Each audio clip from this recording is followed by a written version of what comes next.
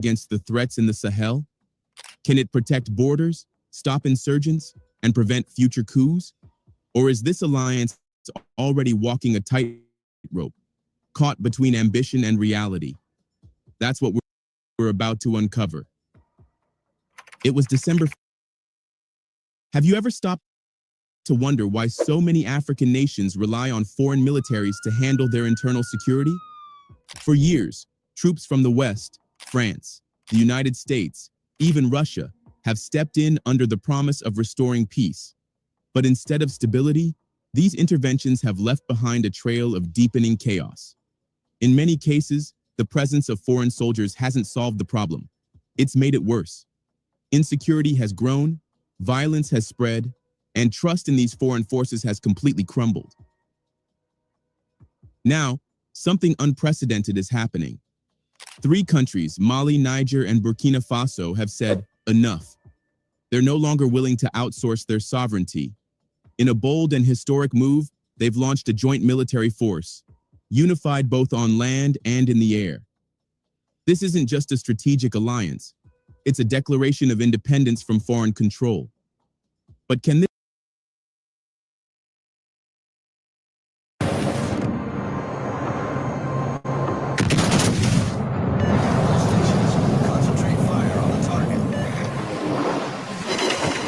Sorry about that, ladies and gentlemen.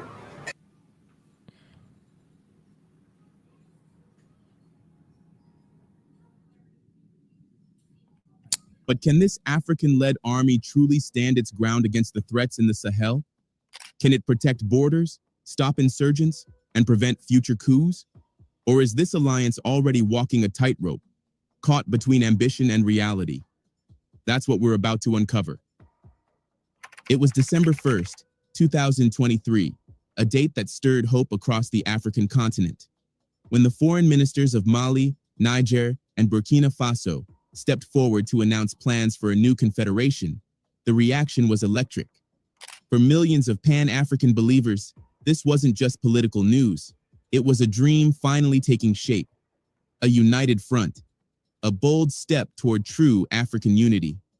Behind closed doors in Bamako, top diplomats from the 3 nations had spent 2 intense days outlining the foundation of this alliance. They spoke of diplomacy, of defense, of development, not as distant ideals, but as tools to consolidate political and economic independence, free from the grip of foreign influence.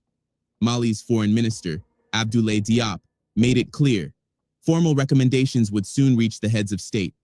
A summit was coming, a decision would be made, and across the region, people waited, some with excitement, others with cautious hope, for the day this confederation would come to life.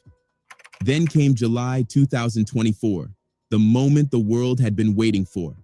After months of anticipation, Mali, Niger, and Burkina Faso stood side by side and officially launched their long-promised alliance.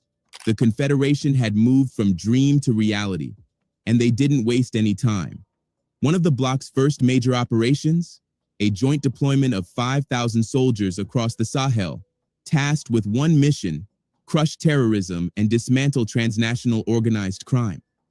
This wasn't just about security, it was a statement to the world. The Alliance of Sahel States, or AES, wasn't formed just for show. It was born from necessity. These 3 nations, long stripped of their dignity by neo-colonial influence, had decided to take back control. The Sahel, one of the richest regions in natural resources and one of the most strategically located in Africa, had been kept in poverty for decades. Exploited by the West, especially France, while corrupt African elites looked the other way. But now, a new generation of leaders is rewriting the script. The AES isn't just a political bloc, it's a rebellion against dependency. And their latest move? Forming a unified joint force that answers to no foreign master. No more begging for protection, no more waiting for Western troops. Still, critics are asking the tough questions. If they don't want foreign intervention, why are Russian forces in Mali and Burkina Faso? Why sign defense agreements with Russia? To understand that, you need to rewind the tape. Before these leaders took power, their countries were in chaos. The military? Under-equipped. The governments?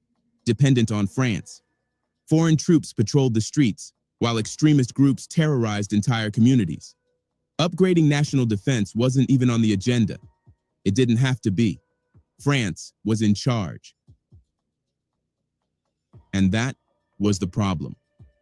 Here's the truth the world rarely talks about. The reason countries like the US, the UK, France, and Germany have some of the most powerful militaries on earth is simple. They pour unimaginable sums into their defense sectors. Take the United States, for example. It holds the world's largest defense budget, funneling billions, year after year, into its military machine. That money buys the best: cutting-edge aircraft, elite training programs, naval power, cyber defense, and more. It funds deep research and development, where innovation in warfare happens quietly but relentlessly. As a result, the US military doesn't just fight wars, it shapes the future of warfare. From stealth drones to AI-driven systems, their arsenal looks more like science fiction than conventional combat. And the US isn't alone. Russia, China, and other global giants are locked in this arms race too, investing heavily in next-gen military technology, robots, autonomous weapons, and data-driven combat strategies. Now, compare that to Africa. In stark contrast, many African nations still treat defense like an afterthought. Budgets are minimal. Equipment is outdated. Training is often substandard. Soldiers, underpaid and overexposed, are sent into battle with little more than courage and rusted rifles. Morale, often crushed under poor conditions, lack of support, and the constant threat of being outgunned. Let's be honest. African militaries are light years behind their Western counterparts. Not because African soldiers are less brave, but because their governments have never prioritized defense the way global powers have. And that gap, that inequality in strength and preparation, has left Africa vulnerable for far too long. And this is exactly why so many African nations have become dependent on foreign militaries to protect their own people. The truth is uncomfortable. Most African leaders simply lacked the will. Weak, unambitious, and often complicit, they saw no need to invest in their own defense systems. Why build strength when you can borrow it? Why train your own army when someone else can do it for you? Some even went as far as sabotaging their own militaries, ensuring they never became strong enough to stand on their own. The Sahel region is a prime example. Just look at the relationship between France and its former colonies. When President Ibrahim Traoré rose to power in Burkina Faso, he didn't just take office, he pulled back the curtain. What he exposed was damning. Under the so-called defense agreement with France, the Burkinabe military was never truly sovereign. France dictated nearly everything: who trained the soldiers, who got promoted, who was sent abroad, even which weapons to purchase and from where. But the worst part? The equipment France approved was outdated, inadequate, and outrageously overpriced. The Burkinabe defense minister later admitted that these bad deals left the military so unequipped that they had to borrow gear from Chad just to function. Let that sink in. A nation borrowing military equipment from another poor neighbor, while still under a French security partnership. And all this happened under the watch of a democratic government that did absolutely nothing to stop it. According to Traoré, morale within the ranks was equally shattered. Soldiers were barely fed, wore ragged uniforms, and were forced to sleep in unacceptable conditions. They weren't just under-equipped, they were disrespected, neglected, and left to rot in silence. But not anymore. So let's ask the obvious question. How could soldiers, stripped of resources, morale, and dignity, ever be expected to defeat terrorism? The answer is, they couldn't. And sadly, this isn't just the story of Burkina Faso. It's the harsh reality across most of Africa. With the exception of a few, like Algeria, Egypt, and Morocco, most African nations have been left with hollow armies and broken command structures. And if you pay attention, there's a pattern. Those few countries with real military strength, they don't suffer the same chaos and insecurity plaguing the Sahel. Which brings us to a controversial but necessary move. In the absence of capable sovereign military structures, and with France's toxic legacy still fresh, Mali, Niger, and Burkina Faso turned to Russia, and not out of blind loyalty, but out of strategy. Unlike France, Russia's defense agreements with the AES don't come with puppet strings. Russia doesn't control promotions. It doesn't dictate what weapons to buy. It doesn't override sovereignty. The AES commands its own forces. Russia is there to support, not dominate. Yes, Russia is a global military powerhouse. And yes, their assistance strengthens the AES's ability to fight extremism. But for the leaders of the Sahel, there's a line that cannot be crossed. Sovereignty comes first. And if at any moment Russia dares to interfere the way France once did, they'll be shown the door. Because this time, Africa is setting the rules. But here's what sets Russia apart, and why this partnership matters. Unlike France, Russia doesn't meddle in Burkina Faso's internal affairs. There's no hidden leash, no backroom manipulation. The defense agreement between them is built on mutual benefit, not dominance. And with Russia's superior military expertise, something remarkable has started to happen. The Burkinabe military is slowly transforming. The same goes for Mali and Niger. With Russia's support, these nations have finally begun acquiring real, modern weapons, tools they were once denied under France's watch. Still, let's be clear. This is not about long-term dependence. The military leaders of the Sahel know better. Their deal with Russia, it's strategic and temporary. They're not building their future around Moscow.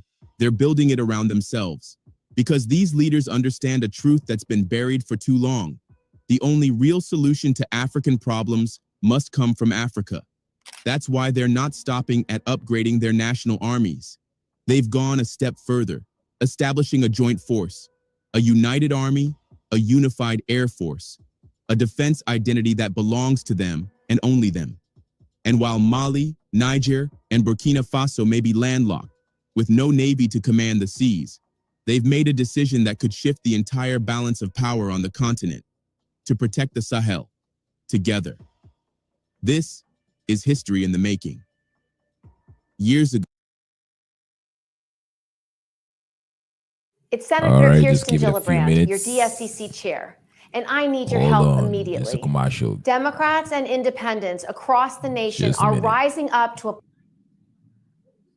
Let's get back to the video. Thank you.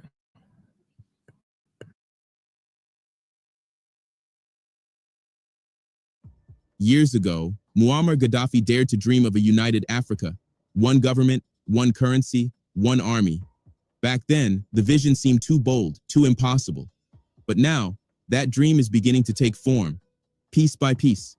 The AES may not yet have a common currency, but they've done something no one thought three fragile Sahel nations could achieve: one confederation, one army, one voice.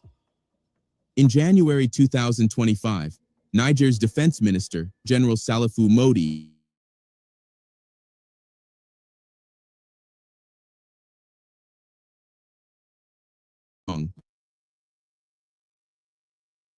is not only formed, but armed, trained, and ready to deploy. Our forces will now be able to intervene together, Modi declared. A unified military, built to push back against chaos, terrorism, and transnational crime. Not under foreign command, not under foreign influence, but led by Africans, for Africans. Modi didn't stop there. He revealed that this specialized force would operate with land units, air power, and intelligence capabilities, spanning the entire territory of Mali, Burkina Faso, and Niger. The deployment? Just weeks away.